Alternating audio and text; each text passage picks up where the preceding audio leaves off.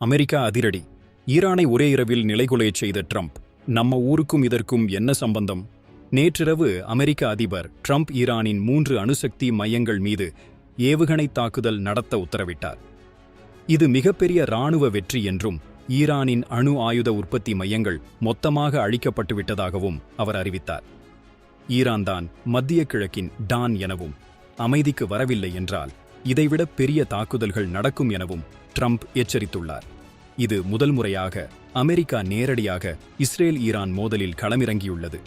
இந்த தாக்குதலுக்கு குடியரசுக் கட்சி தலைவர்கள் பாராட்டு தெரிவிக்க ஜனநாயக கட்சியினர் கடுமையாக விமர்சித்துள்ளனர். காங்கிரசின் அனுமதியில்லாமல் இந்த தாக்குதல் அமெரிக்க வீரர்களின் உயிருக்கு ஆபத்தை விளைவிக்கும் என்று அவர்கள் கூறுகிறார்கள். இருப்பினும் முக்கிய ஜனநாயக கட்சி தலைவர்களுக்கும் இராணுவத் தலைமைக்கும் தாக்குதலுக்கு முன் தகவல் தெரிவிக்கப்பட்டதாகச் சொல்லப்படுகிறது. இந்த அதிரடி முடிவால் வெளிநாட்டுப் போர்களை முடிவுக்கு கொண்டு வருவதாகச் சொன்ன ட்ரம்ப் ஒரு புதிய போரை தொடங்கிவிட்டாரோ என்ற கேள்வி எழுந்துள்ளது. இப்பொழுது அமைதிக்கான நேரம் என்று ட்ரம்ப் ஒரு பக்கம் சொல்ல, இன்னொரு பக்கம் ஈரானுக்கு அச்சுறுத்தல் விடுகிறார். இந்த தாக்குதல் உலக அரசியலில் என்ன மாற்றங்களை ஏற்படுத்தும்? ஈரானின் எதிர்வினை எப்படி இருக்கும்? இது ஒரு பெரிய போர் ஆரம்பத்துக்கான அறிகுறியா? உங்களின் கருத்து என்ன? கமெண்ட் பண்ணுங்க.